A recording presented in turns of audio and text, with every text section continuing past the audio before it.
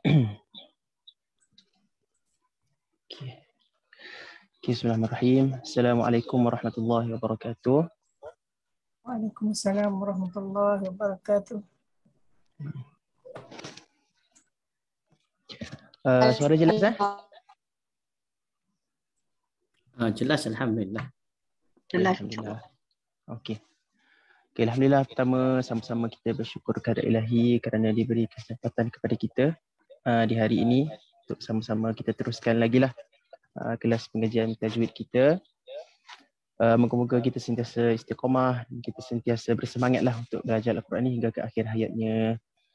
Dan tak lupa juga bersyukur kita kerana Allah masih berikan kepada kita nikmat untuk belajar Al-Quran ni. Sebenarnya kalau kita perasan, rasa nak belajar ni pun salah satu nikmat juga sebenarnya. Kenapa? Sebabnya tak semua orang diberikan rasa nak belajar tu, betul tak? Tak payah tengok jauh, kita tengok orang dekat sekeliling kita pun dah boleh dah. Tengok kawan-kawan kita, tengok jiran-jiran kita ke. Ramai tak yang ada rasa nak belajar Quran? Biasanya tak ramai lah. Kecuali kalau kita duduk dalam kalangan orang yang belajar, contoh duduk dekat sekolah tahfiz atau lain lah. Kalau kita duduk dalam kalangan orang awam, orang yang nak belajar Quran ni tak ramai.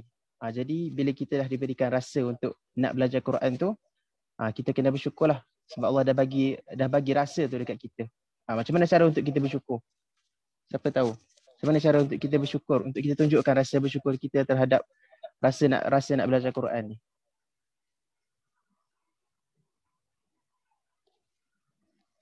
Selain daripada kita cakap alhamdulillah. Jadi lagi. Okay, cara untuk kita bersyukur adalah kita gunakan benda yang Allah bagi tu. Okay, saya bagi contoh. Ada orang bagi dekat kita baju. Dan ada orang bagi kita baju. Okay, macam mana cara untuk kita tunjukkan kita terima kasih dekat dia? Macam mana cara dia? Kita pakai. Baju tu betul. Kita pakai baju tu. Kita pakai baju yang diberikan tu. Barulah bila contohlah kawan kita bagi, kita pun pakai depan dia. Bila dia tengok dia akan rasa happy. Dia kata, oh dia pakailah baju aku bagi. Dia akan happy. Kan kita tak buang baju tu. Samalah juga dengan bila kita diberikan rasa untuk mengaji ataupun rasa untuk belajar Quran. Macam mana kita nak tunjuk dekat Tuhan, kita dah bersyukur. Kita guna benda tu. Kita belajar, kita teruskan belajar.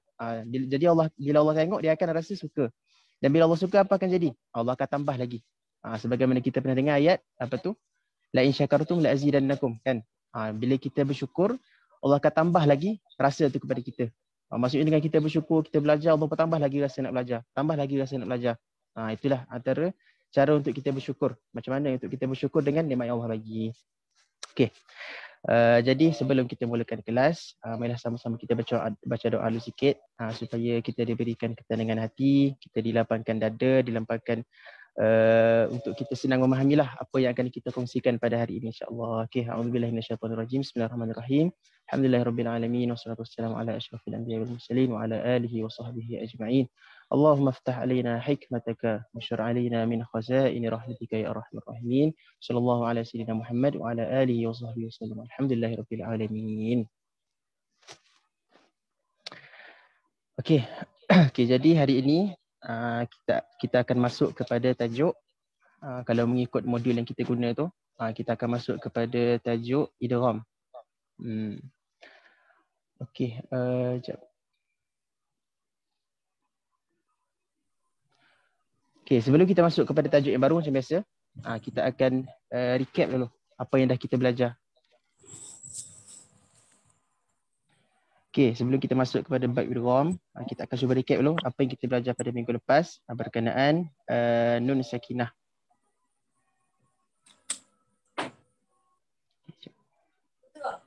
Ada. Apa tu?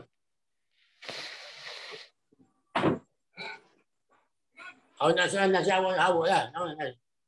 Nasi mana?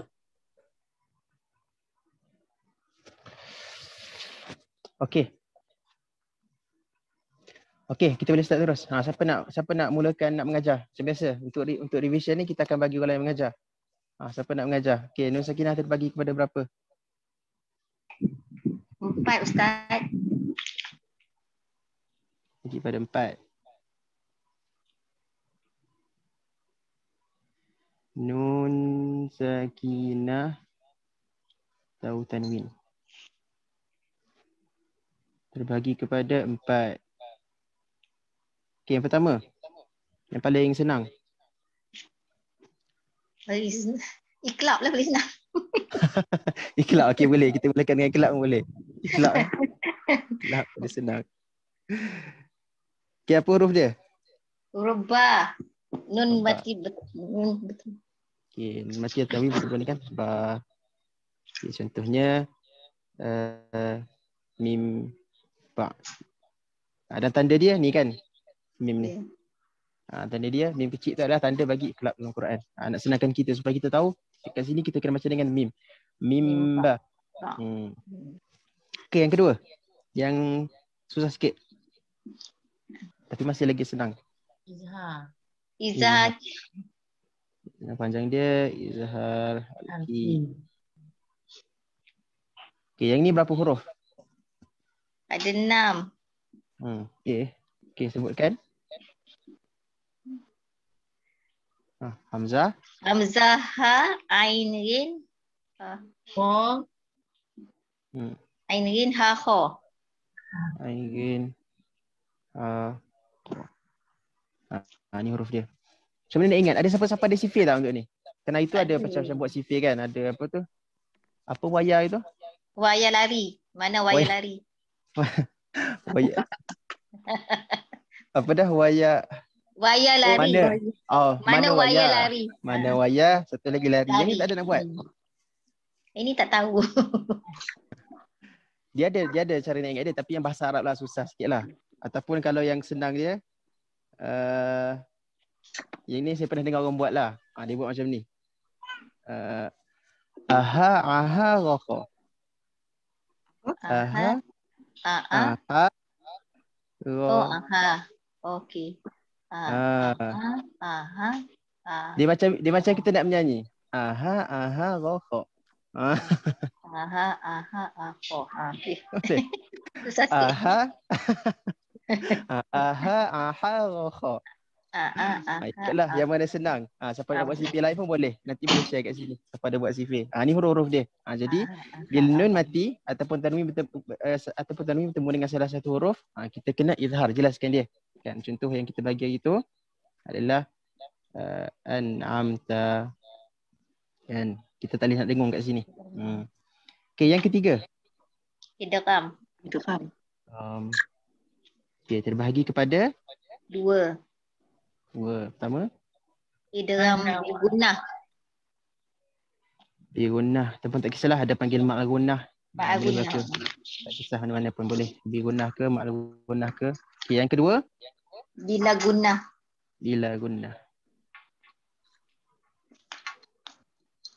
Okey, apa huruf dia? Bigunnah. Bigunnah mana waya. Mana waya. Okay. Mana wa.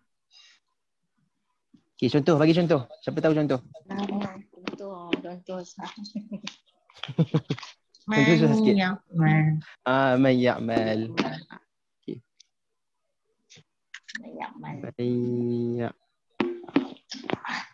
Okey, saya terlupa tadi. Okey, untuk izhar halki, macam mana tanda dia? Pada nun tu. Izhar dia tanda mati. Tanda mati kan? Ada macam ni. Ada macam ni. Ni. Okey. Okey, untuk idgham bigunnah macam mana tanda dia? Tanwin selari.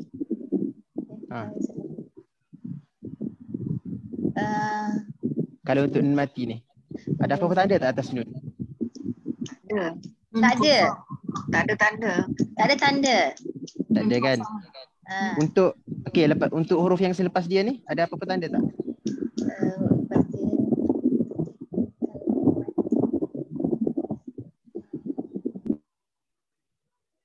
Siapa ingat?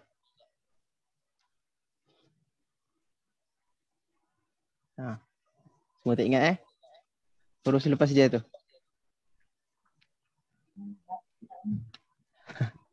Okey, ingat lagi tak? Idgham bagi ada satu lagi pembahagian dia. Idgham kamil dan nakis. Kamil dan nakis. Okey, ingat. Kalau kamil dia ada tanda sabdu atas huruf yang selepas dia.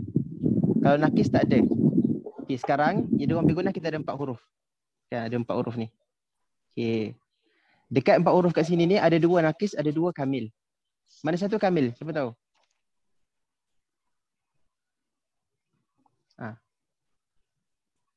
Mim dengan nun. Ah, Mim nun. betul. 2 ni adalah kamil. Yang ni pula nakis. Jadi kalau kamil dia akan ada tanda sabdu. Okey, contoh. Contoh apa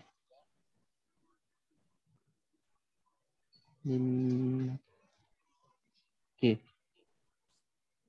Mim masakinihim. Okey, nun mati bertemu dengan mim. Okey, atas mim dia akan ada sabdu. Gitu. Jadi kita tahu kat sini adalah idgham kamil. Maksud kamil ni macam mana? Kamil ni ibarat macam nun ni hilang terus pun tak apa. Ibarat macam ni. Tu masuk kamil. Hilang terus nun tu. Tapi kalau yang ni, yang nakis ni tak. Kan? Bila kita nak baca may ya'mal, nun tu masih ada lagi bunyi dia. May. Kita tak boleh nak tulis dia macam ni. Tak boleh nak tulis terus. May ya'mal tak boleh. Dia tak jadi. Dia kena ada nun kat tengah tu. Boleh. Tu maksud kamil dengan nakis. Ada yang tak faham ke berkenaan kamil nakis ni? Kalau tak faham boleh tanya terus. Kita nak pastikan semua jelas. Semua jelas Yes, Mak. Okey, alhamdulillah. Okey, seterusnya bila gunnah. Apa huruf dia? Roll lam. Ra dengan lam. Lam dan ra. Lam dengan ra lam pun boleh, tak ada masalah. Jangan gaduh macam ni. Okey, lepas tu contoh dia.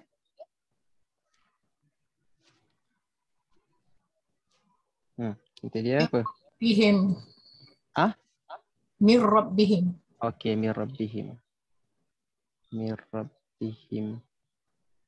Okey, kat sini ra apa tanda dia? Kamil ke nakis ni? Kamil ke nakis?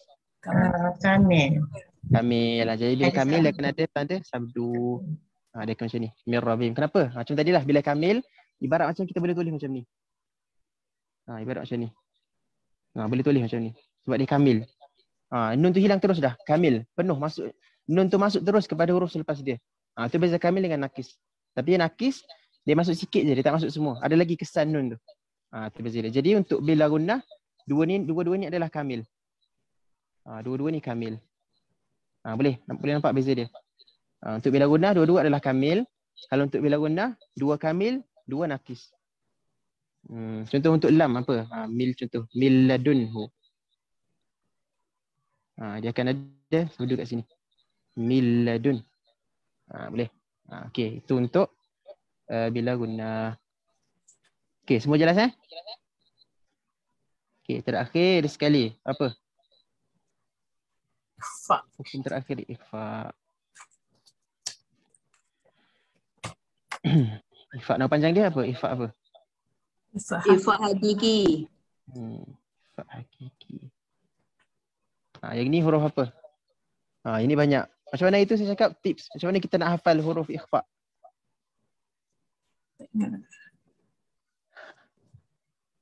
Siapa ingat? Macam mana cara kita nak hafal huruf ikhfa? Senang je cara dia. Tak payah hafal selain apa yang ada. Betul. Selain daripada itu. Selain apa yang ada ni. Betul. Kalau tanya macam mana nak hafal huruf ikhfa macam banyak je. Cakap dia tak payah hafal. Hafal yang lain. Hafal yang iqlab, hafal yang izhar, hafal yang idgham. Selebihnya tu ikhfa lah tu. Okey, boleh. Jadi ikhfa nun bertemu dengan salah satu huruf. Yang selebihnya itulah ta ke apa lagi? Ta ke. Okey, contoh. Contoh apa? Siapa nak bagi contoh ikhfa?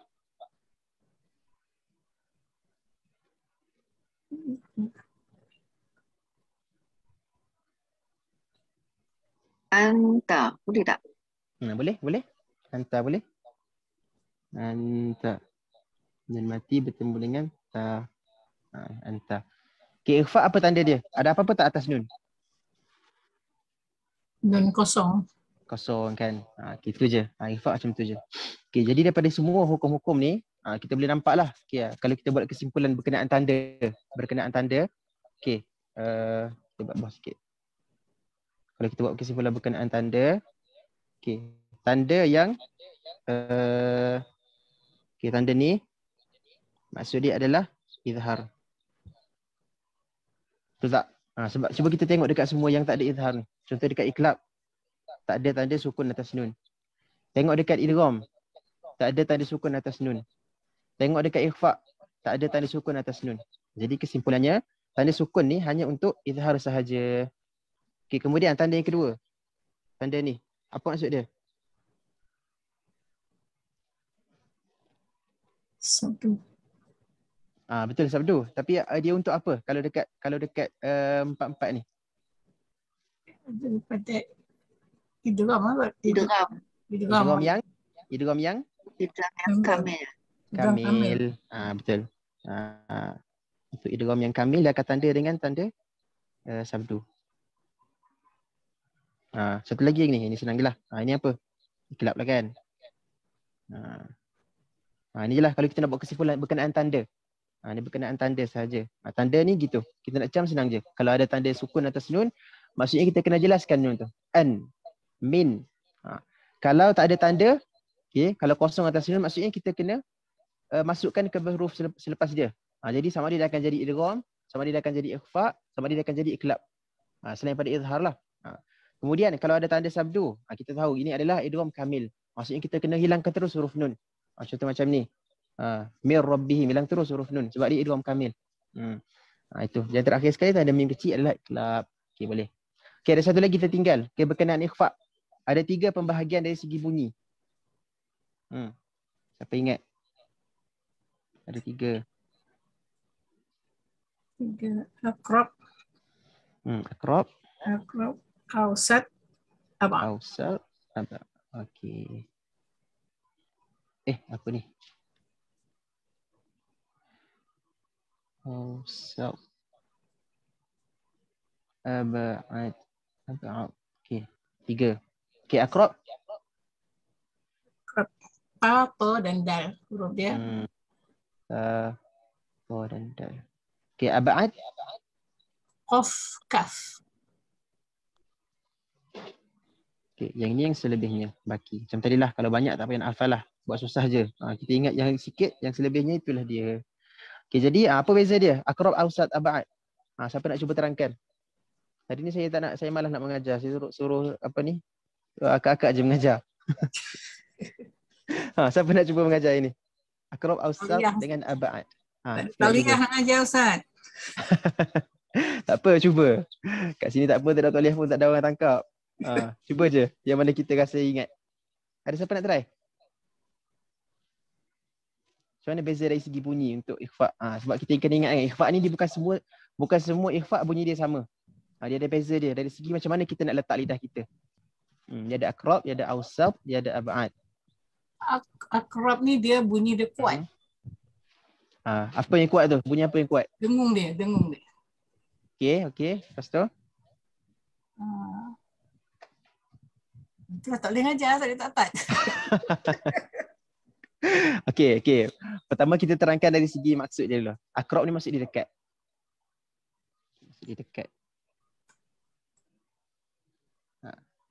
Yang ni abad jauh.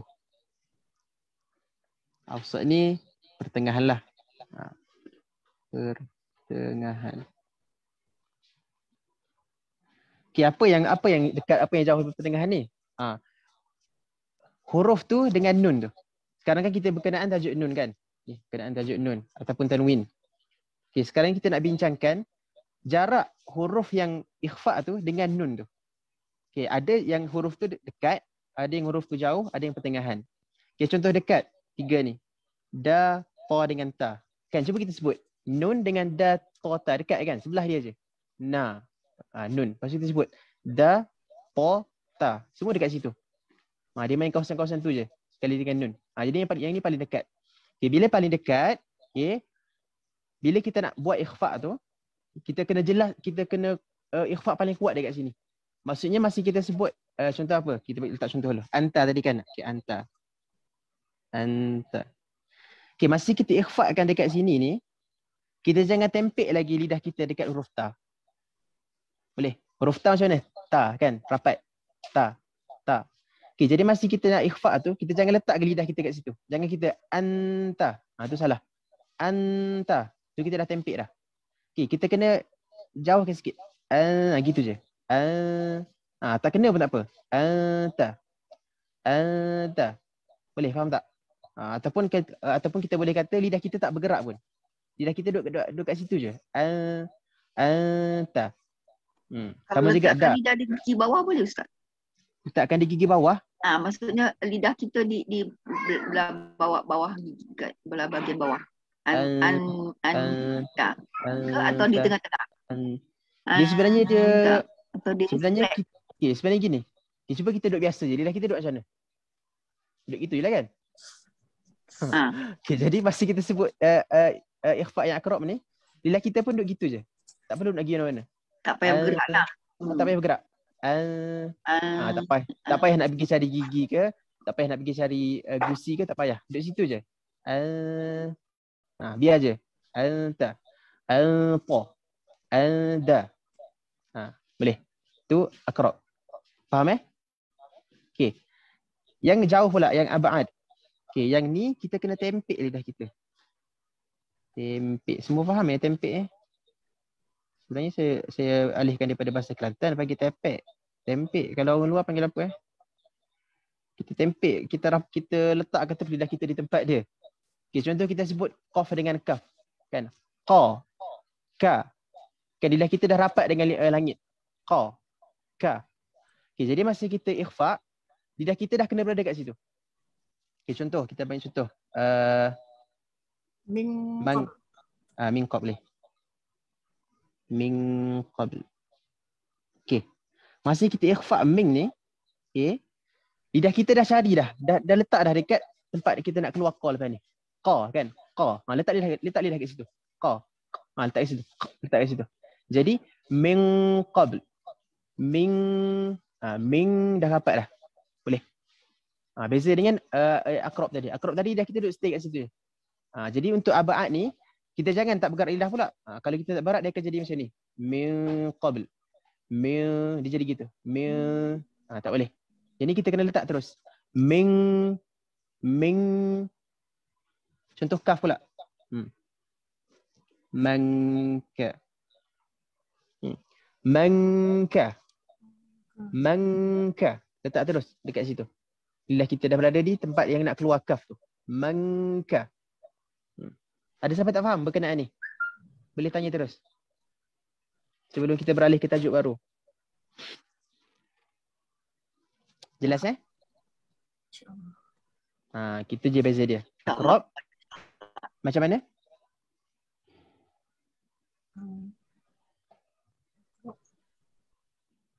Jelas tak jelas? Jelas? Okey, alhamdulillah. Gitulah. Akrab ni kita maksudnya kita tak kena letak lagi lidah kita tempat yang kita nak sebut tu. Kalau abad letak terus. Okay, kalau pertengahan macam mana? Pertengahan ni dia macam bergerak sikit tapi tak rapat terus. Okey, contoh.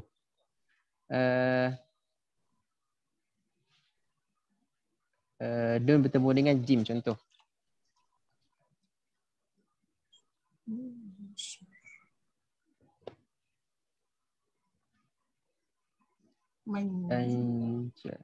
Contoh anjaa. Okey, tengok. Masa kita nak ikhfa nun dengan jim ni, okey. Kita jangan buat macam abad. Kalau abad kita dah letak, kita dah tempik kan. Kalau kita tempik dia akan jadi anja. Dah rapat dah lidah kita. Anja jangan. Tu jangan. Okey. Jangan juga kita buat macam akrab. Tak bergerak terus. Anja. Tak boleh juga. Dia macam bergerak sikit tapi tak rapat ke tempat jim dan tak kekal di tempat yang asal tu. Boleh. Jadi dia anja.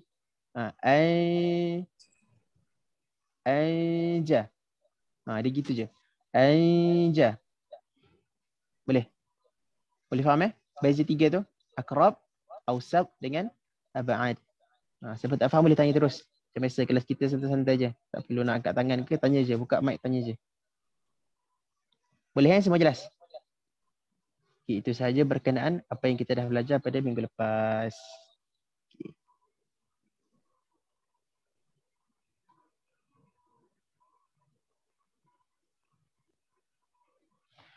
Okey. Hari ini kita akan masuk kepada tajuk yang baru, iaitu berkenaan idgham. Okey, sebelum ni kita dah pernah jumpa berkaitan idgham ni kan? Dalam hukum apa? Mim sakinah ada. Idgham apa nama dia?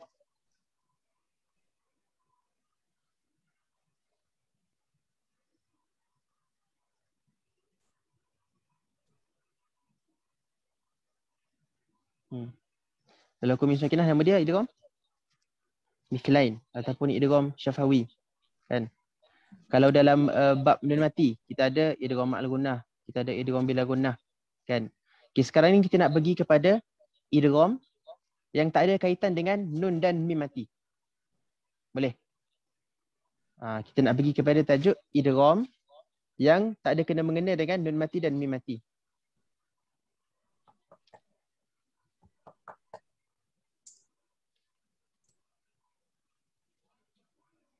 Okay, kita ada 3 hukum.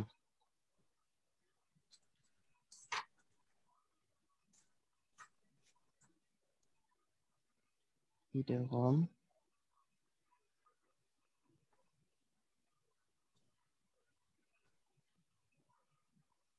Okay, yang pertama nama dia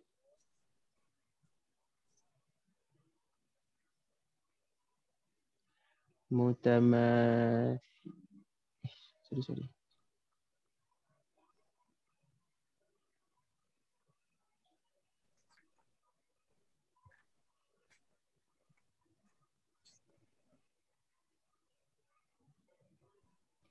Masih lain. Okey. Yang kedua nama dia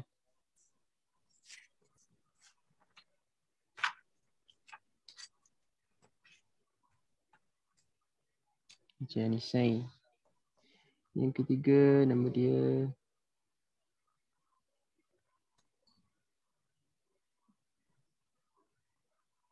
Mutaqaribain. Boleh nampak ke situ tulis tu? Mutamathilain, mutajalisain, mutaqaribain. Okey, kita ada 3. Okey.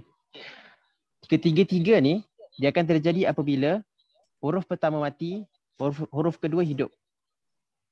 Boleh? Huruf pertama mati, huruf kedua hidup.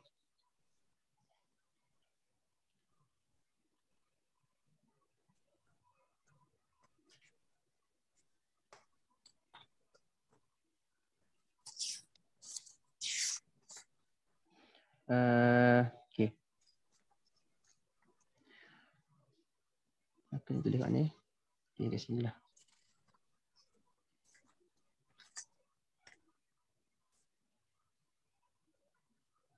Syarat dia.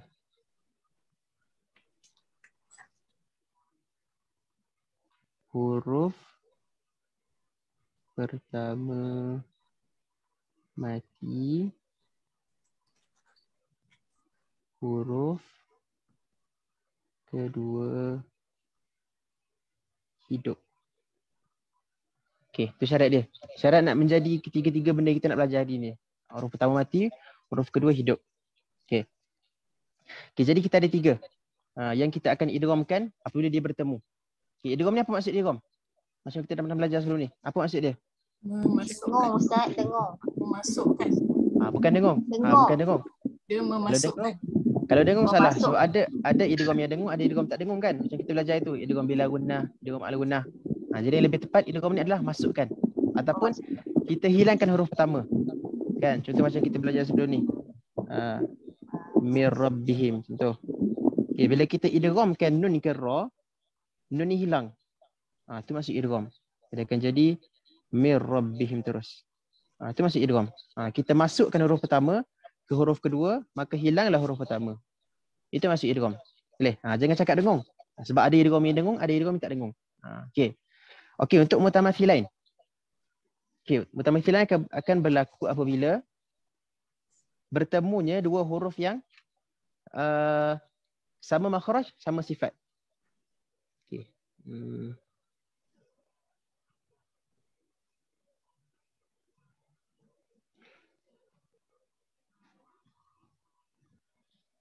Okey. Bila huruf besar ni.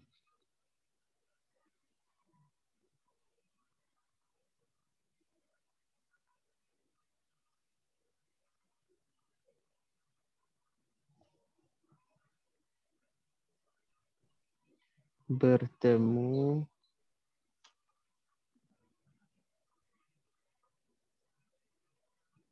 dua huruf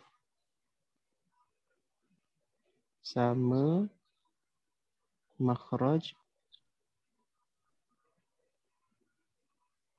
dan sifat.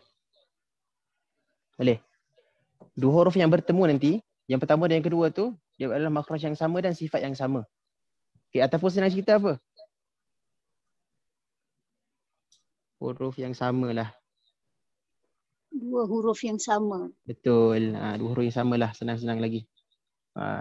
Maksudnya bila bertemu je dua huruf yang sama, syarat dia apa? Ingat tadi syarat dia. Macam mana? Yang pertama kena? Mati. Sama mati. Mati. Yang kedua hidup. Boleh. Okay, jadi bila dia bertemu, kita kena idghamkan dia. Okay, contoh apa? Okay, contoh dalam Quran apa? Okay, ni contoh dia. Fahallana. Fahallana. Okay, yang pertama ni mati ni. Lam ni mati, yang ni hidup. Okay, bila bertemu je macam ni, okay, ingat. Sekarang dah bertemu dua huruf yang sama. Bila dua huruf tu sama, maksud dia akan sama makhraj dan sama sifat. Kan? Kalau tak percaya, kita cuba tengoklah. Betul tak? Lam dengan lam mestilah sama makhraj dia sebab huruf yang sama. Sifat pun mesti sama. Dia akan jadi dua huruf yang sama. Jadi, bila berlaku macam ni, wajib untuk kita masukkan lam pertama ni kepada lam kedua. Jadi macam satu lam je. Jadi dia akan jadi macam ni lebih kurang. Fahallana. Boleh? Senang je. Ataupun dalam Quran dia akan tulis dalam Quran macam ni. Boleh. Tu maksudnya itu adalah mutamathilain. Senang je. Itu sahaja mutamathilain. Okey, soalan. Kenapa mutamathilain ditanda dengan sabdu?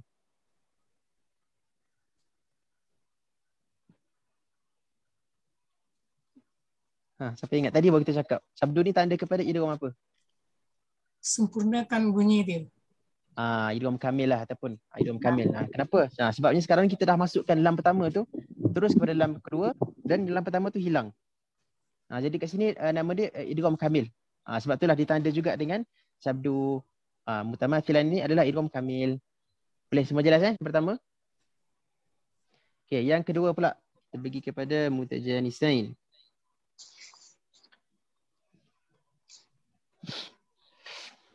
Okey, mutajanisain ni adalah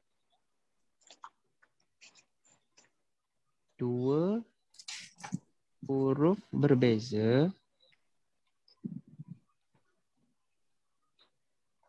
Okey. Sama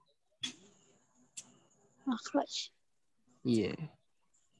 Makhraj khusus. Isim makhraj khusus.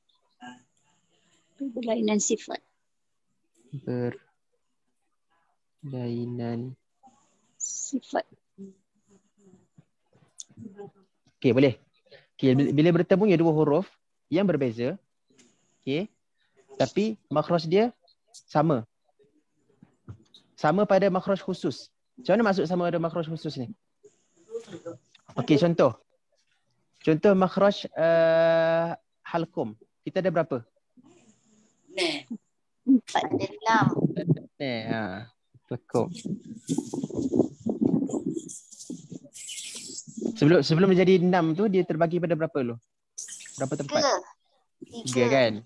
3. Pangkal. Tengah. Lagi? Tengah hujung. Hujung. Okay, yang pangkal apa? Pangkal hamzah dengan ha. Tengah? Ain dengan gin. Ghain. Ya ke? Ain dengan gin ke apa? Ain dengan go. Ain dengan gin. Betul ke? Ain dengan apa? Ain dengan ha. Ain dengan ha. Ha pedas ni. Ha pedas. Yang hujung? Gin dengan go.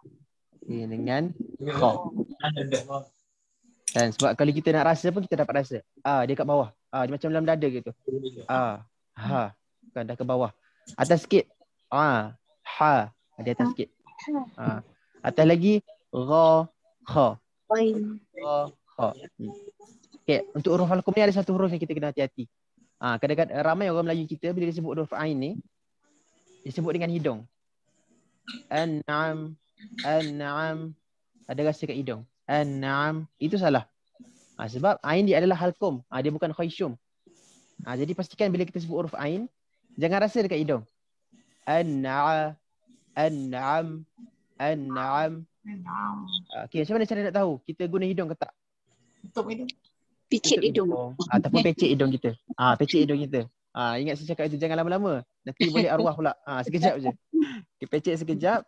Okay, kalau kita rasa hidung kita bergetar, maksudnya kita guna hidung. Contoh kita guna hidung. An-na'am. Dia akan rasa bergetar kat hidung. An-na'am. Tapi kalau kita tak guna hidung, kita tak akan rasa dekat hidung. An-na'a.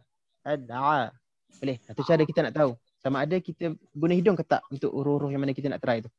Okey, kembali kepada tadi. Okey, sekarang ni halqum ada perbahagian 3. Pangkal, tengah, hujung. Okey. Apakah maksud makhraj khusus ni? Maksudnya dia sama pada makhraj yang khusus ni. Yang khusus ni, yang khusus ni, yang khusus ni. Okey, contoh. Hamzah dengan ha. Okey, sekarang dia sama pada makhraj yang khusus.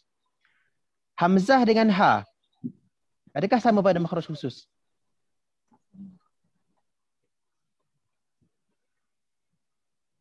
Okey, mungkin tak nampak sikit. Okey, saya tulis kat atas ni. Ni umum. Ni khusus.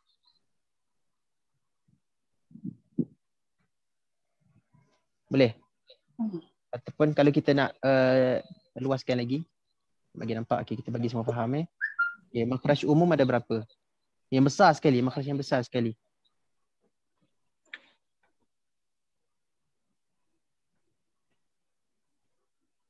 Kita ada pertama halqum. 7. Lagi? Kita ada lagi? Khayshum. Khayshum ataupun bahasa Melayu dia hidung. Hidung. Lagi kita ada bibir. Lagi kita ada rongga. Lagi kita ada Pangkal hidung. Satu lagi. Yang paling banyak. Huruf yang paling banyak. Lidah. Lidah. Ataupun bahasa Arab dia lisan. Okay, ini semua harus yang umum. Okay. Kita ada 5 makhraj yang umum, yang besar lah. Halqum, hidung, bibir, rongga, lidah. Okay, makhraj yang khusus macam mana? Yang khusus ni yang pembahagian dalam ni pula ni. Okay, halqum ada 3 kan? Ada pangkal, ada tengah, ada hujung. Hidung tak ada. Bibir pun tak ada. Rongga tak ada. Okay, lidah. Ada 3 juga. Ada banyak juga kan? Lidah lagi banyak. Ada pangkal, ada tengah, ada tepi lah kan, macam-macam. Okay. Nampak tak beza makhraj umum dan khusus? Boleh faham? Umum yang ni, halqum, lidah, hidung apa semua ni. Yang khusus yang dalam tu pula. Okay, halqum ada 3, itulah yang khusus. Makhraj khusus nama dia. Okay, jadi kita kembali kepada tadi. Maksudnya, okay, mutajanisai ni adalah, okay, mutajanisai ni, kita tengah bercakap sekarang ni. Okay. Dia huruf yang sama pada makhraj yang khusus. Bukan makhraj yang umum. Okay, macam saya bagi contoh tadi. Ha bertemu dengan ha, contoh. Contohlah ada ayat tu, pertama ha mati, lepas dia ha hidup. Contohlah ada macam ni. Okay, adakah kita panggil ni mutajanisai? Siapa tahu?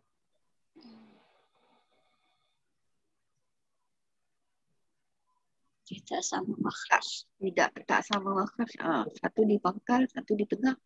Betul lah. Faham dah tu. Okay, maksudnya ha dengan ha ni dia bukan mutajanisai. Sebabnya walaupun dia sama pada makhraj yang umum, tapi dia berbeza pada makhraj yang khusus. Ini bukan mutajanisai. Boleh? Mutajanisai ni adalah dia sama pada makhraj yang khusus. Contohnya apa? Contoh bertemu dua tu. Contoh bertemu ra dengan kha. Contohlah ada ayat ra mati, lepas tu ada huruf kha hidup. Contoh ada macam ni. Au kha.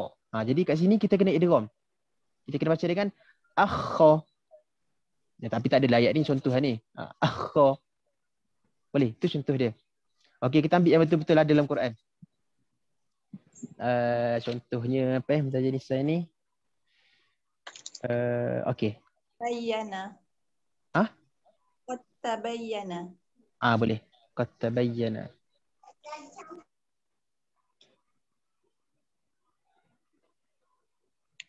Tajanusai.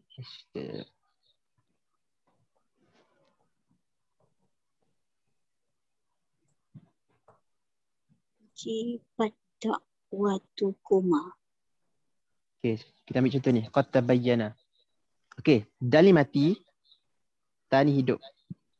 Okey, sekarang bertemu dua huruf yang satu mati, satu hidup. Okey, sekarang kita tengok. Da dengan tani kat mana makhraj dia? Daripada 5 ni. Kat mana? Yang dah belajar sebelum ni. Lidah.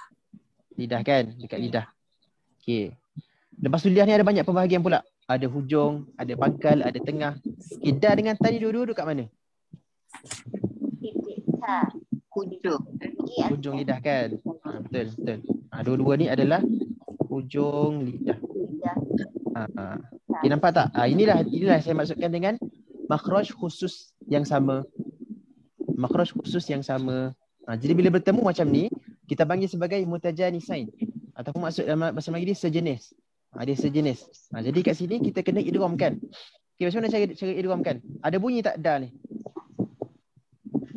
Tak ada. Tak ada. Jadi kita terus baca qad ta. Hilang terus dal. Jangan bunyi dah dal. Sebab tu dalam Quran kalau kita tengok qad tabayyana, dia akan tulis dengan Tak ada tanda sukun. Tanda mati tak ada. tanda mati tak ada. Lepas tu atas tan ni ada apa? Syaddah. Syaddah. Ingat syaddah apa maksud dia macam tadi? Maksud dia apa? Idgham kamil. Idgham kamil. Maksudnya dah hilang dah dal. Sebab tu dalam Quran dia tulis macam ni. Dia tak tulis ada syabdu apa tak tulis. Dia tulis terus qad ta. Sebabnya kita tak kena hilangkan terus dah. Jadi qad ta ataupun kita macam boleh tulis macam ni. Qad tabayyana. Gitu. Qad ta. Boleh. Tu mutajanisain. Contoh lagi. Wa qalat ta'ifah. Boleh juga. Wa qalat ta'ifah. Qalat ta'ifah. Tengok. Ta dengan ta pun sama juga. Semua dekat makhraj khusus yang sama. Ta, ta, kan? Okay, contoh.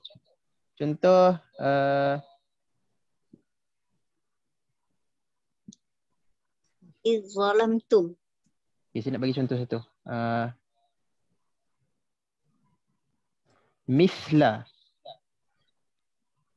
Okay, sa ni mati, lam ni hidup. Okay, cuba kita tengok. Sa dengan lam ni makhraj dia kat mana? Makhraj umum dia. Lidah. Ujung lidah. Ujung lidah, kan? Okay, makhraj khusus dia sama ke tak? Sa dengan lam, khusus dia. Tak sama. Tak sama. Sebab itulah dekat sini kita tak idgham. Sebab tu kat sini kita tak baca milla, kita tak baca. Sebabnya sa dengan lam ni walaupun dia sama pada makhraj umum tapi dia berbeza pada makhraj khusus. Semua boleh jelas tak? Beza umum dan khusus. Kalau dia tak jelas bagi tahu terus. Benda ni memang agak pening sikitlah. Dia banyak pembahagian. Kan? Okay, contoh apa? Okay, ada bagi contoh tadi. Ada bagi izzalamu. Sama jugalah ni. Ni pun sama. Izzalamu. Za dengan za ni adalah pada makhraj khusus yang sama. Semua tempat sama. Kalau kita sentuh kan, za, za, za, za. Sebab tu huruf za pun antara huruf yang orang Melayu kita ramai salah. Ramai yang baca dengan za, za, za. Lidah tak keluar. Pastikan bila kita baca huruf za, hujung lidah kita berada dekat luar. Sama macam kita sebut huruf za. Za, za. Za, za. Boleh. Jangan kita baca za, za. Kalau za tu dia jadi macam huruf zai, salah. Okey, boleh. InsyaAllah. Okey, itu adalah mutajanisain. Okey, ada satu contoh. dalam Quran? Irkam ma'ana. Pandai dia teka apa nak tulis. Irkam ma'ana. Ini jangan tersilap. Yang ni pun kebanyakan orang tersilap. Sebab yang lain kan dia macam contoh waqala ta, dia macam nampak dekat-dekat je kan. Waqala ta. Kalau irkam ma'ana ni kadang-kadang orang tak perasan. Dia baca dengan irkab ma'ana. Tapi sebenarnya salah. Bila kita tengok kan, ba ni mati, mim hidup. Okay, sekarang kita tengok dua-dua ni adalah pada makhraj khusus yang sama. Boleh. Ba, ma, dua-dua kat situ. Bertemu dua bibir. Ba, ma. Boleh. Jadi kita kena baca dengan idgham. Macam mana idgham? Masukkan ba ke dalam mim. Maka hilanglah ba. Jadilah ia irkam ma'ana. Boleh. Jadi kalau kita baca irkam ma'ana ni, jangan baca dengan irkab. Terus baca dengan irkam ma'ana.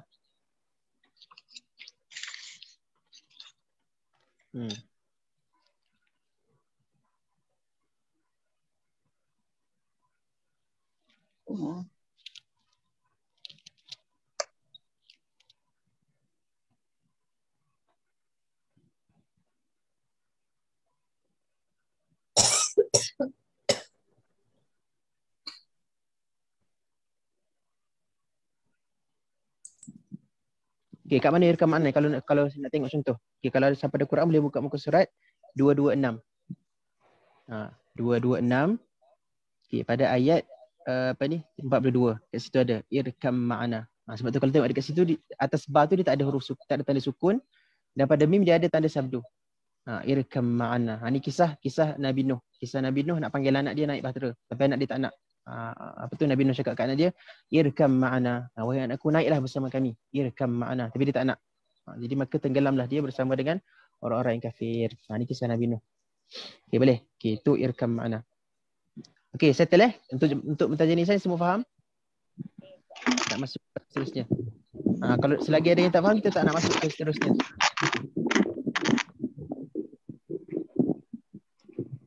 Ada nak tanya, boleh tanya terus. Ini dipanggil dalam mutajanisain kamil ya Ustaz. Macam mana? Dalam mutajanisain kamil. Betul. Sebenarnya semua idgham yang kita nak belajar ni semua adalah idgham kamil. Semua ni kamil. Pertama sekali ni kamil. Ada syaddah ni dia panggil kamil lah. Betul. Ada je syaddah, kita ingat itu adalah kamil. Hilangkan terus huruf pertama tu. Boleh hilangkan terus huruf pertama. Okey, yang ketiga adalah mutaqaribain. Okey, mutaqaribain macam mana?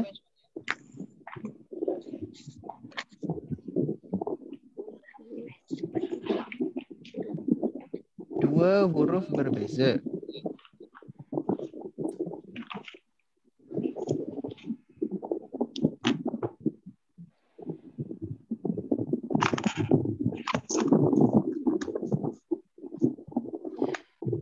Okey, sama pada makhraj apa?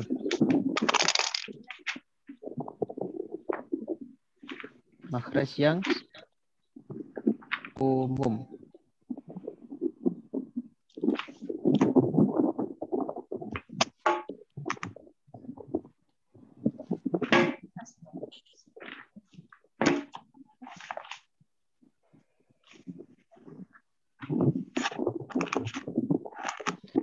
Atau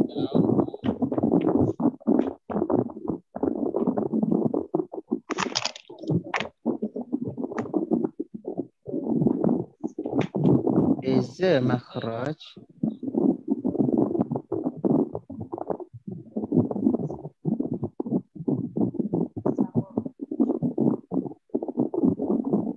tapi berdekatan. Dan yang terakhir macam biasalah, berlainan sifat.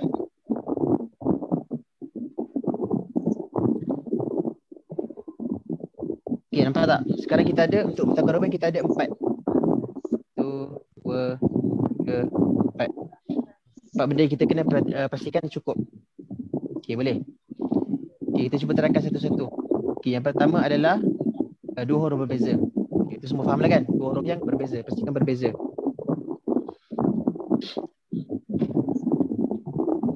Okey, yang kedua adalah sama makhraj yang umum. Okey, boleh contoh. Contoh macam tadi. Contoh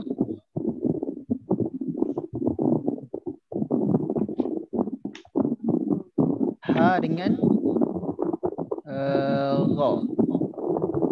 Sama tak dia punya makhraj umum? Sama halkom. Kan dua-dua ni halkom.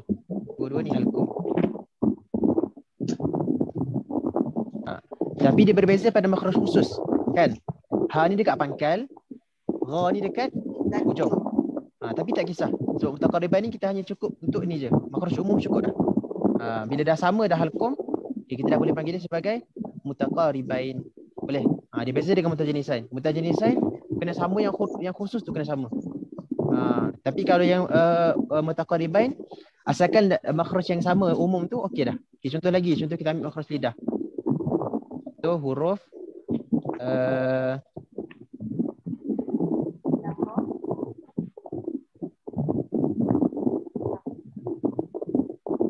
qa dengan kaf. Okey, makhraj umum sama tak? Sama kan? Dua-dua lidah. Okey. Tapi makhraj khusus dia berbeza ke sama? Berbeza. Berbeza. Qaf di belakang, kaf depan sikit. Qa. Kalau kita sebut dia lain sikit. Qa, ka kan? Ka ke depan sikit. Tempat dia tak sama, khusus dia tak sama. Tapi umum dia sama. Dua-duanya adalah lidah. Dari segi umum sama, dua-dua adalah lidah. Okey, dia dah cukup dah. Cukup syarat dah. Maksudnya qaf dengan kaf ni dah kira sebagai mutaqaribain. Boleh. Ha dengan ra pun dah kira sebagai mutaqaribain. Boleh. Faham yang kedua? Yang kedua tadi. Apa ni? Okey. Yang ketiga. Atau beza makhraj tapi berdekatan. Contoh.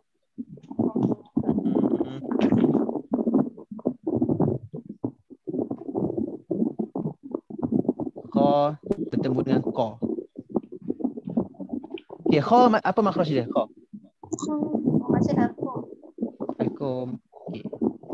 Manakala untuk qaf Lidah. lidah. Beza kan kalau tengok. Dia punya makhraj umum pun dah beza dah.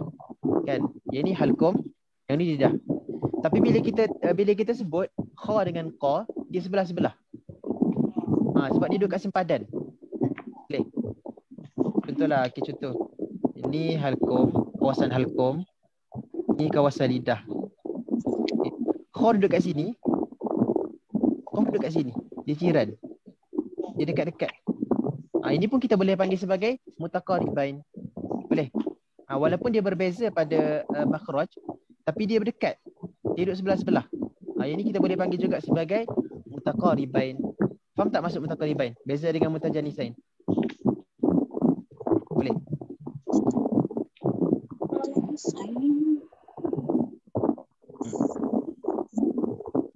Contoh lagi. Qa dengan da. Mutaqaribain ke tak? Dengan dal. Qaf dengan dal, Ustaz. Ya? Qaf dengan dal. Qaf dengan dal. Mutaqaribain ke tak? Mutaqaribain. Sama makhraj. Tak dengar, siapa nak jawab? Sama ke Ustaz? Qaf lidah, dal pun lidah. Jadi mutaqaribain ke tak? Lidah tapi berlainan. Ya, mutaqaribain. Ya, betul. Tapi kalau kini dia jauh, cuba sebut qaf kat belakang, dah kat depan. Da. Qa, da. Dia kira dekat ke tak? Sebab kalau kira mutaqaribain ni maksud dia dekat ni. Maksud dia dekat. Jadi dikira ke tak? Qaf dengan dal ni mutaqaribain ke tak? Sebab dia jauh. Yang berlainan sifat tu. Sifat memang berlainan lah. Sifat memang berlainan.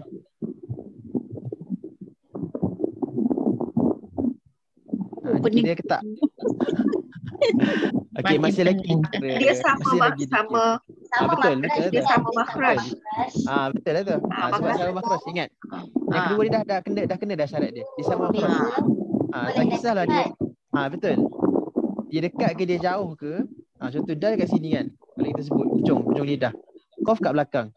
Tak kisahlah dia dekat ke dia jauh ke, asalkan dia makhraj sama, dia dikira sebagai mutaqaribain. Boleh. Walaupun contoh kalau qaf ni kat sini ada apa? Bawah sikit pada kha kita ada huruf ra kan. Kalau kita nak kira qaf dengan ra ni lagi dekat berbanding qaf dengan dal. Kan betul tak? Kalau kita sebut qa, ra dia belakang sikit je. Bukan kan. Bukan sorry. Bukan ra. Ra ni memang mutaqaribain sebab sebelah. Contoh macam ain ataupun ha. Kan kalau kita nak kira, kita sebut ha dengan qa. Ha qa.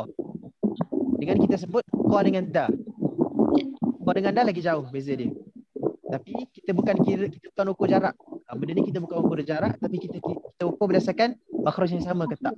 Tak kisahlah dan duduk kat jauh, dan duduk kat sini ke, dan duduk kat sini, kau duduk kat situ. Tapi masih lagi lidah. Masih lagi dikira sebagai mutaqariban, masih lagi dikira sebagai makhraj yang sama. Boleh? Itu adalah okey, apa soalan? Maksud dia nombor 3 tu tak boleh pakai lah, yang mana atau berbeza makhraj tapi berdekatan. Tak boleh pakai syarat tu lah untuk okey, dia gini. Okey, pertama tadi makhraj kena sama. Okey, betul. Kalau makhraj berlainan tak boleh. Kecuali dia berdekatan. Contoh macam tadi, qa dengan kha ni. Dia sebelah-sebelah. Qa lidah, kha apa ni? Halqum. Tapi dia sebelah. Qa belakang sekali, lidah belakang sekali, kha halqum paling atas. Jadi dia sebelah. Jadi kat sini kita dikira juga sebagai mutaqaribain. Boleh? Jelas dia ada pengecualian lah, maksudnya ada pengecualian. Pengecualian kat situ. Okey, jadi untuk mutaqaribain ni, bila bertemu je dua huruf yang dikira sebagai mutaqaribain, okey, kalau ikutkan hukum kita kena idgham. Okay, contoh kha bertemu dengan kha ni, dah mutaqaribain kan? Ataupun kha dengan dal. Contoh kha ni mati, dan ni hidup. Kalau kita kena idgham. Tapi untuk riwayat kita Hafs, kita tahu kan kita punya bacaan ni banyak, kita punya Quran ni banyak bacaan. Ada Asim, ada kita punya Hafs dan Asim. Okay, untuk Hafs dia hanya idghamkan pada beberapa tempat sahaja. Ni kena ingat. Dia bukan berlaku pada semua huruf. Bukan berlaku pada semua huruf. Kalau riwayat lain ada, kalau kita punya tak ada. Kita punya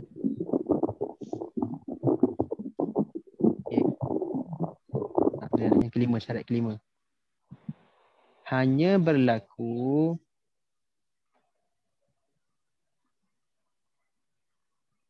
pada 3 sahaja.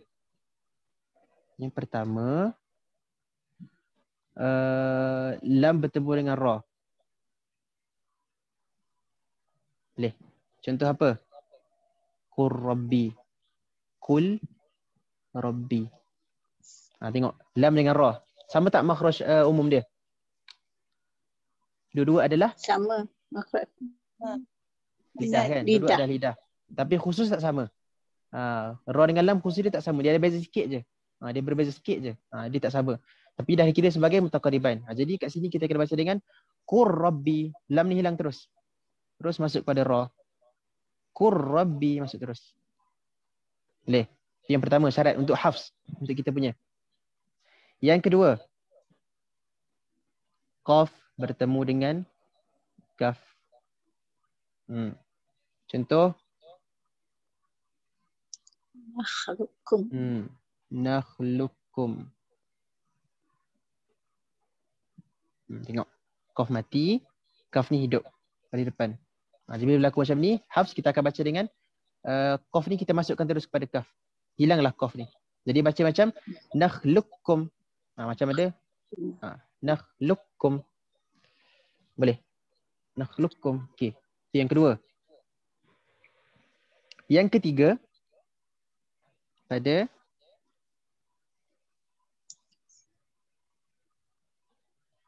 alif lam syamsiyah. Ini semua tahu kan? Alif lam syamsiyah macam mana? Wasyam. Wasyam. Siapa nak terangkan macam mana apa beza alif syamsiah dengan alif qamariyah? Alif lam syamsiah asli ada Ada satu. ada lam Selepasnya. Betul lah tu. Kalau syamsiah, lam ni hilang lah kan. Contoh asyamsu. Tu. Asyamsu.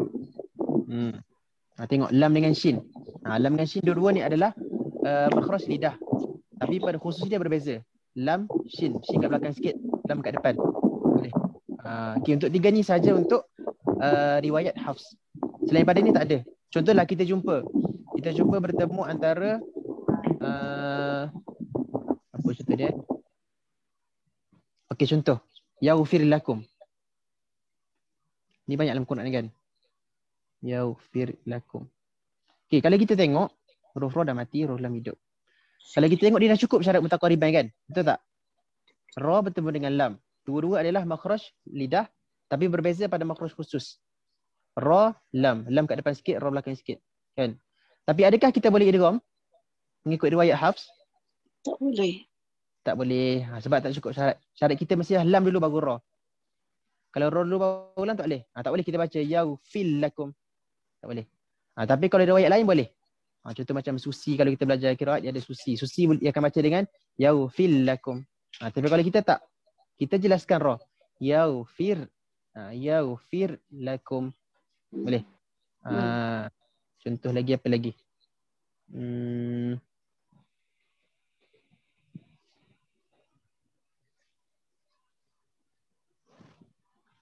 Tak jumpa dah saya. Rafa'ahullah.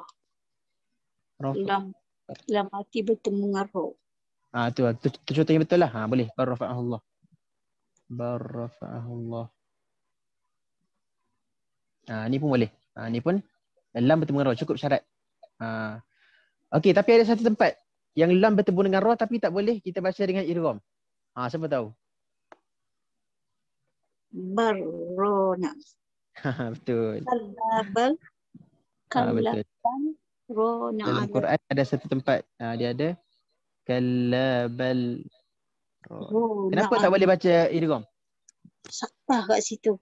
Betul, sebab kat sini ada saktah. Dah sini kecil. Maksud saktah ni kita kena berhenti sekejap. Kita kena kalabal ra. Saktah ni maksudnya kita berhenti tanpa mengambil nafas. Kalabal ra. Jadi kat sini kita tak boleh idgham lah. Sebab bacaan dia adalah kena saktah. Tu pengecualian. Ada lagi pengecualian dia. Satu lagi pengecualian dia adalah di mana ni?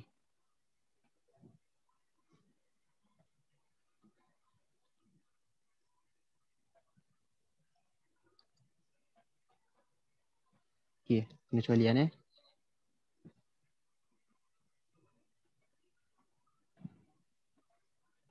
ada dua. Yang pertama tadi adalah apa tadi? Yang tempat saktah tu lah. Di kalabal ra. Satu tempat tu saja. Yang kedua, ada beberapa tempat dalam Quran yang ta bertemu dengan ta. So bertemu ta. So bertemu ta banyak. Okay, contoh.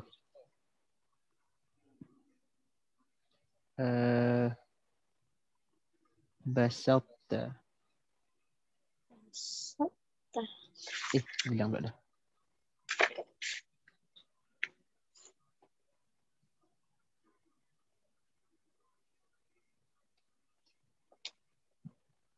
Basata. Kalau dalam Quran dia ada pada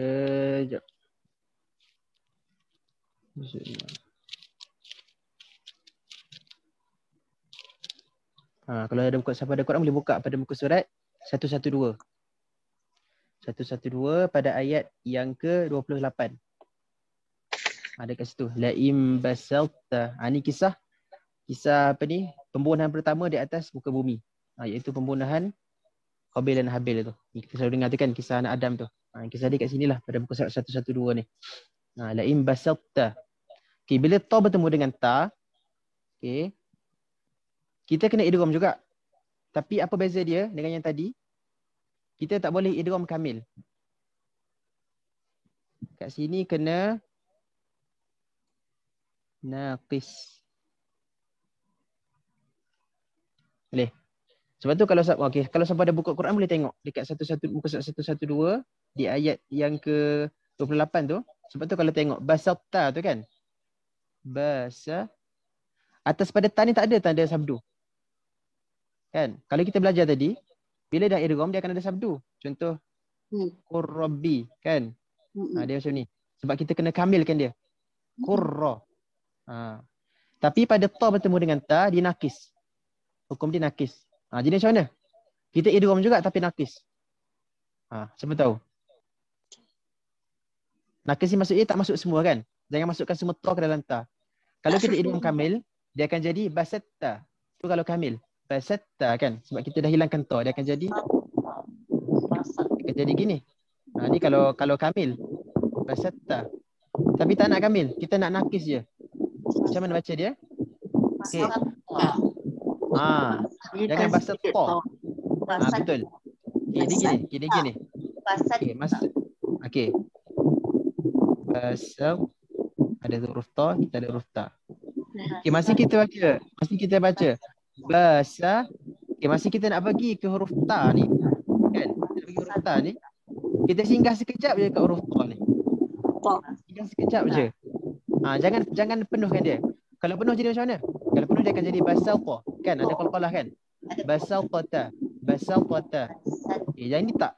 Yang ni kita lalu je, kita letak je dekat ta. Basat. Okey, basat kan macam nak sebut huruf ta. Basat, lepas tu tak jadi balik. Basat ta. Kita baca macam-macam dia. Basat ta. Boleh? Maksudnya kalau kita baca, kalau kita berhenti dekat sini, basat, orang akan ingat kita nak sebut huruf ta. Orang akan ingat kita nak sebut basat ta. Kan kalau kita berhenti, basat kita pun pause video kan. Basat, dia akan jadi macam tu. Mesti orang ingat, dia nak sebut huruf ta ni. Bila kita play balik rupanya basat ta. Dia acah je. Rupanya dia nak sebut huruf ta. Tu dah maksud nakis. Kita tak penuhkan sifat ta tu. Kita jangan baca basat ta. Basat ta. Tu kita dah matikan dia betul. Yang ni kita nakis. Separuh je. Basat lalu kat situ, lepas tu pergi pada ta. Basat ta. Boleh? Siapa nak cuba buat? Basat ta. Basat Tu dah jadi basat tu. Tu kena hati-hati. Okay, ingat. Sebelum huruf ta ni huruf sin. Jangan jadikan sa, jangan basat ta. Pastikan bunyi sa dulu. Basa. Gitu. Ada bunyi basat ta tadi. Tu pun salah juga. Basat ta. Basat ta. Jangan sa. Ada bunyi sa juga tadi tu. Basa. Kena basa dulu. Basa. Jangan sa. Basa. Sa tak nak. Lepas tu lalu sikit kat sini. Basa. Lepas tu baru ta. Ta pun tak nak. Jangan basa ta. Basa. Dekat sini. Ta. Boleh. Dah jadi meriah dah. Ta tu tebal, lepas tu ta tu nipis kan? Betul. Ta tebal, ta nipis. Tapi jangan qalqalah. Kalau kita qalqalahkan dekat sini, dia akan jadi penuh lah. Basat ta. Tak boleh. Lalu je. Basat ta. Boleh. Contoh kedua ada satu lagi dalam Quran. Dia ahautu. Yang ni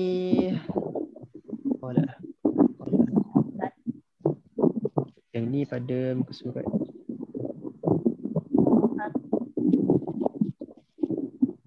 Ahautu. Okey, kalau siapa nak buka, boleh buka muka surat 378 Quran. 378. Basata tadi, berapa tadi?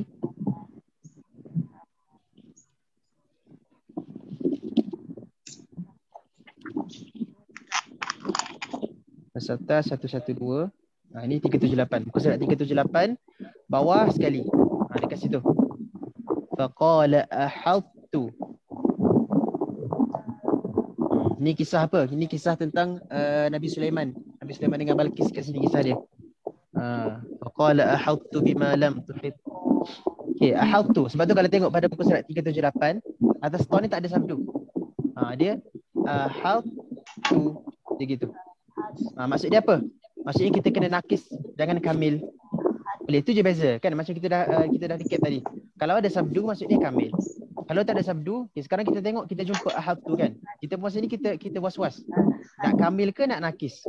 Kan, nak kamil ke? Kalau kamil dia akan jadi ahadtu. Ahadtu kalau kamil.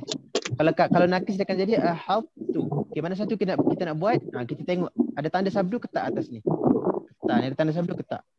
Okay, kalau tak ada, maka kita kena baca dengan nakis. Boleh. Baca dengan ahad, ni pun sama. Ahadtu. Ahadtu. Letak dulu dekat to. Ahad macam kita nak sebut tu. Okey, kalau nak senang lagi kita buat macam ni.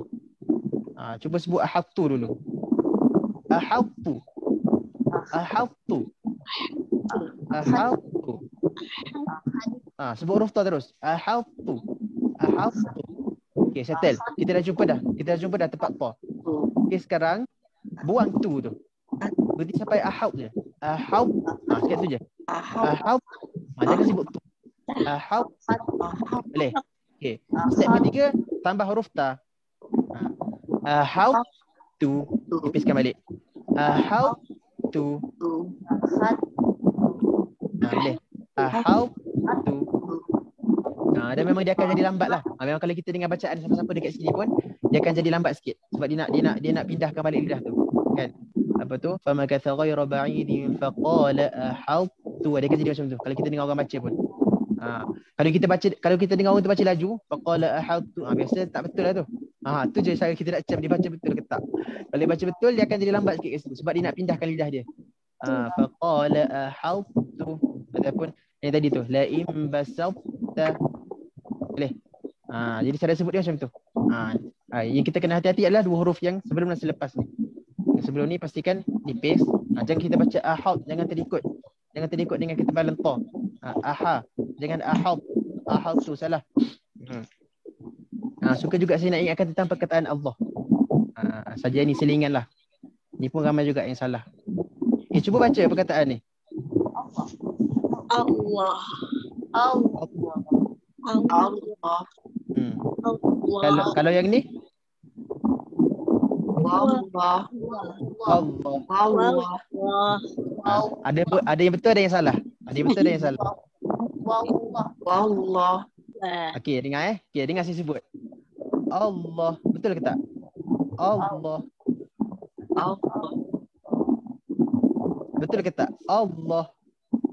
Tak betul. Tak betul Ustaz, sebab dia kena agak panjang.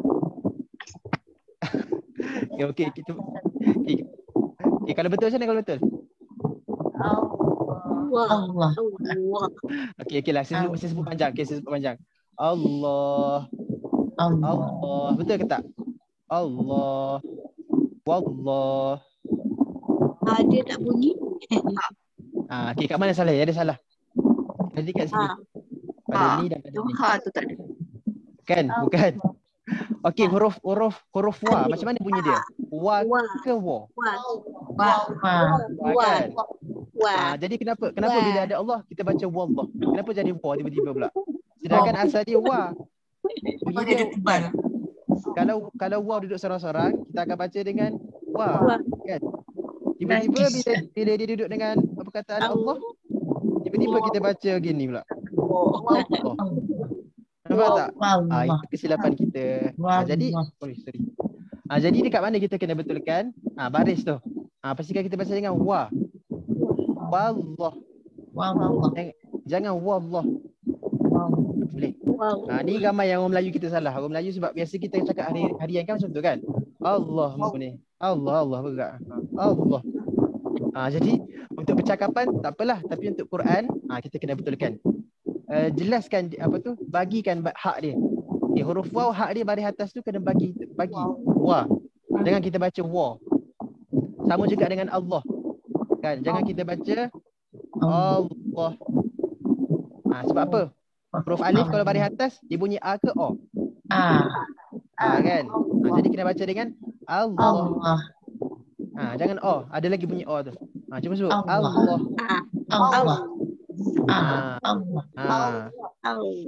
Jangan o. Contoh paling dekat yang kita selalu solat lah kan. Kita nak angkat takbir. Jangan baca Allah. Itu salah. Allah. Kena a. Allah. Allahu Akbar. Boleh. Ni memang ramai tak perasan. Kan kita rasa dah betul lah kan dia sebut Allah, dia sebut wallah. Rupanya ada salah dia. Kena hati-hati. Tengok betul-betul pada baris. Sama juga apa lagi kalau sebelum dia biasanya benda ni akan berlaku pada perkataan Allah lah. Contoh tallah ataupun fallah. Dalam Quran banyak kan sebelum Allah ada perkataan, ada huruf. Ni pun ada orang baca fallah. Allah. Jangan. Pastikan jelas pada atas dia. Tallah, fallah, wallah, Allah. Okay, kita dah masuk ke bab lain dah tu. Okay, kembali pada pembelajaran kita hari ni. Okay, pada mutaqaribain tadi. Okay, faham ni adalah pengecualian tadi. Kita berada pada pengecualian tadi. Pengecualian ada dua. Yang pertama barra disebabkan tersekat dengan saktah. Yang ini sebab ada saktah. Kan? Yang ni pula disebabkan ta bertemu dengan ta tak boleh. Dia tak boleh idgham kamil tapi dia boleh nakis sahaja. Sauta. Boleh. Okey, itu sahaja pembelajaran pada hari ini. Okey, ada apa-apa soalan tak? Ustaz nak tanya. Ya. Untuk yang pengecualian kata Ustaz yang ada dua tu, ada banyak ke dalam Quran ke memang untuk dua tu sahaja? Dalam Quran kalau untuk lam dengan ra satu ni je lah, saktah ni je lah. Kalau ta dengan ta ni saya tak pasti ada berapa tapi saya tak banyak pun. Kedua tempat tu je. Ahatu basata. Saya tak pasti nanti saya cuba cari balik, saya beritahu kelas seterusnya. Tapi rasa memang tak banyak, sikit je. Sikit je. Yang ta bertemu dengan ta ni, tak banyak pun. Ustaz katalah kita salah baca lah kan sebab kita tak belajar ni, kita dah belajar kita tahu. Dia punya makna tu nanti akan lari tak Ustaz? Makna? Okay, makna ni dia akan bergantung pada perkataan tu lah. Kalau kesalahan kita buat tu terlalu besar, dia akan berubah makna lah. Tapi kalau contohlah, contoh ahatu macam ni kan, yang ni tak berubah, yang ni tak berubah. Allah. Kan? Kesalahan ni kan dia ada dua kan, kesalahan yang besar ataupun lahanun jali, lahanun khafi. Ada kesalahan besar, ada kesalahan kecil. Kesalahan besar ni kesalahan yang boleh menyebabkan makna berubah ataupun makna tak ada. Kan? Antaranya kesalahan huruf, kesalahan panjang pendek. Tu antara kesalahan yang besar. Kesalahan kecil contoh macam tak ada qalqalah contoh. Tu kesalahan kecil lah. Dia tak berubah makna. Tak ada qalqalah ataupun dengung tak cukup harakat. Tak dengung ataupun tak mengubah. Gitu. Jadi kesalahan ni ada dua. Tapi yang penting kalau macam akak cakap tadi kita tak belajar, itu tak ada masalah lah. Sebab kita memang tak tahu kan. Kecuali kita dah belajar dah. Sekarang kita dah belajar dah. Lam bertemu dengan ra kita kena baca dengung. Kita kena baca idgham. Qur rabbi. Tapi bila kita jumpa kita cakap, tak nak buat, aku nak baca intihar juga. Qul rabbi. Itu je dah jadi salah dah. Kita dah belajar tapi tak buat juga. Tu kita sengaja. Kalau kita tak belajar tak apalah. Tapi yang penting kena belajar lah. Kena belajar. Ada lagi soalan? Okey, kita cuba apa tu? Go through balik secara laju berkenaan hari ni. Nak bagi nampak sekali. Okey, kita belajar hari ni adalah berkenaan idgham. Okey, boleh ikut saya. Okey, pertama dia ada dua syarat untuk menjadi benda yang kita belajar hari ni. Yang pertama dia akan bertemu dua huruf. Huruf pertama mati. Huruf kedua hidup. Okey, itu syarat yang pertama. Okey, bila cukup syarat itu barulah akan keluar tiga-tiga ni. Boleh. Okey, pertama kita ada mutamathilain. Okey. Mutamathilain ada dua huruf yang sama pada makhraj dan sama pada sifat ataupun dengan kata lain huruf yang sama terus. Okey, contoh fahallana apa lagi? Contoh lagi ba dengan ba ke ataupun ada lagi contoh yuwajjihu ada dalam Quran.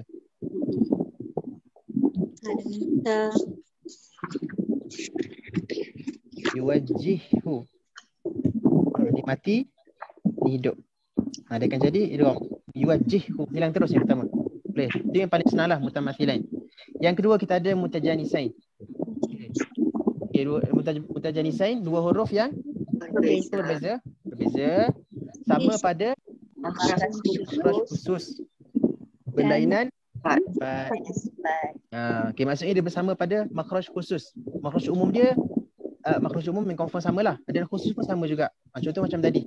Contoh macam da dengan ta kan yang ni. Kan? Dua-dua ni adalah makhraj khusus yang sama. Dua-dua adalah lidah dan dua-dua adalah hujung lidah. Tempat yang sama. Itu dah panggil sebagai mutajanisain. Yang ketiga pula adalah mutaqaribain. Dia ada empat. Ada empat syarat dia. Ada lima. Yang pertama, dua huruf berbeza. Saya ambil sebelum ni lah. Yang kedua, sama makhraj umum. Khusus tak sama. Boleh. Contoh dia macam tadi. Macam lam dengan ra. Kan? Lam dengan ra dia sama pada makhraj umum. Iaitu dua-dua lidah. Tapi berbeza pada makhraj yang khusus. Kan? Lam kat belakang sikit, ra kat depan. La, ra. Ra belakang sikit, sorry. Balik. Ataupun qaf dengan kaf. Kan? Makhraj umum sama lidah. Tapi pada khusus dia tak sama. Kan? Qaf belakang lagi, kaf depan sikit. Qa, ka. Okay. Syarat ketiga. Boleh juga berbeza makhraj tapi dia adalah berdekatan. Okay, contoh macam, tapi yang ni tak adalah bacaan kita lah. Ini tak adalah bacaan Hafs. Contohnya macam tadi. Kha dengan qa. Kan? Kha dengan qa. Makhraj beza tapi dia dekat. Sebelah-sebelah je. Kha ni halqum. Qaf lidah. Tapi dia dekat dua tu. Kha, qa. Dekat sempadan. Ni pun dikira. Tapi pada bacaan kita tak adalah. Hafs saja. Okay, yang keempat berlainan sifat. Biasalah tu macam sebelum ni lah. Okay, dan yang kelima dia ada hanya berlaku pada 3 tempat sahaja untuk riwayat kita, untuk Hafs.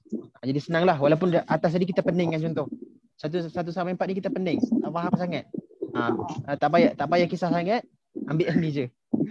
Ni je settle. Sebab riwayat kita ni je yang baca dengan idgham. Okay, yang pertama ketika lam bertemu dengan ra. Contoh qur rabbi. Kan? Yang kedua ketika qaf bertemu dengan kaf. Contohnya nakhluqukum. Okay. Dimaksudnya susunan ni lah. Lam dengan ra lah. Tapi tak boleh ra dengan lam tak boleh. Faham tak? Bukannya boleh je lam dengan ra, lam, qaf, kaf, bukan. Susunan dia kena macam ni. Lam dulu baru ra. Qaf dulu baru kaf. Boleh. Itu untuk riwayat kita Hafs. Dan yang ketiga adalah pada alif lam syamsiyah. Asy-syamsu ataupun ad-duha. Kan? Kalau alif lam qamariyah tak ada. Contoh macam alif lam qamariyah apa? Al-mu'minun contoh. Itu qamariyah. Kita kena jelaskan lam. Al-mu'minun. Itu qamariyah. Boleh. Dan okay, lepas tu dia ada perkecualian pula. 2 tempat ni kalau kita tengok dah cukup syarat lah. Kan? Contoh pertama bal ra. Lam dengan ra dah cukup syarat dah. Tapi tak boleh baca disebabkan ada saktah di antara dia. Saktah kat tengah ni. Jadi kena baca dengan izhar. Jelaskan lam dengan ra. Bal ra. Sebab ada saktah. Okay, yang kedua. Dah cukup syarat dah kalau kita tengok. Ta dengan ta ni dua-dua pada makhraj yang sama. Okay, tapi kenapa kita tak boleh kamil? Sebabnya memang riwayat Hafs macam tu. Dia tak boleh kamil dekat sini, kita kena nakis. Kita kena baca dengan idgham kurang. Jadi tak boleh terus basatta, tak boleh. Basatta tak boleh. Kita kena lalu sekejap dekat ta singgah, lepas tu pergi dekat ta. Basalta. Boleh. Basalta. Boleh. Okay, itu sahaja yang kita nak belajar hari ni. Okay, ada apa-apa soalan yang tak jelas? Pastikan semua jelas sebelum kita berakhir kelas. Disebab kalau ada benda kita tak faham, tapi kelas dah habis, lepas ni dia akan lagi tak faham. Tapi kalau kita dalam kelas kita dah faham, lepas kelas tak faham, itu biasalah, itu tak apa. Yang penting dalam kelas kita dah faham. Nanti lepas habis kelas esok kita tiba-tiba tak faham dah, tak apa dah. Kita dah faham, nanti senang kita nak revision balik. Boleh. Okay, tak ada soalan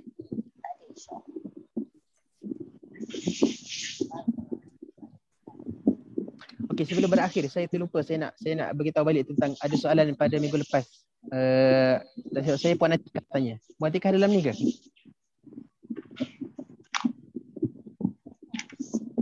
Ada minggu lepas dia tanya, kenapa pada idgham bila gunnah tak boleh baca dengung? Kenapa pada idgham ma'al gunnah kena baca dengung? Dalam ni ke? Okay. Saya nak cuba jelaskan sekali lagi lah. Saya nak cuba jelaskan dengan lebih lanjut lah. Okay, dia tak boleh baca tu disebabkan macam tadilah riwayat kita. Riwayat Hafs ni, okey, apabila nun mati bertemu dengan lam atau ra, okey, kita tak boleh baca dengan dengung. Manakala di riwayat lain ada. Riwayat lain ada yang boleh baca. Itu je bendanya.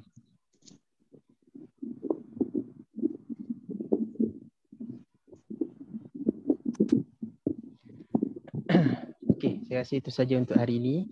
Dah tak ada soalan kan? Ustaz. Okay, Alhamdulillah. Okay, moga-moga apa yang kita belajar hari ini dapat difahami oleh semua dan dapat disampaikan pula kepada orang lain. Macam saya bagi tahu hari itu, cara untuk kita ingat apa yang kita belajar adalah kita cerita pula kepada orang lain. Supaya benda tu dekat dalam kepala kita dan supaya kita, bila kita nak cerita dekat orang, kita akan berusaha untuk faham lah kan. Jadi sebarkan kepada orang lain, moga-moga apa yang kita belajar ni dapat ramai lagi tahu, bukan kita je tahu. Okey, jadi kita tutup kelas kita dengan kafaratul majlis. Subhanakallahumma wa bihamdika asyhadu an la ilaha illa anta astaghfiruka wa atubu ilaik. Assalamualaikum warahmatullahi wabarakatuh. Jumpa lagi minggu depan.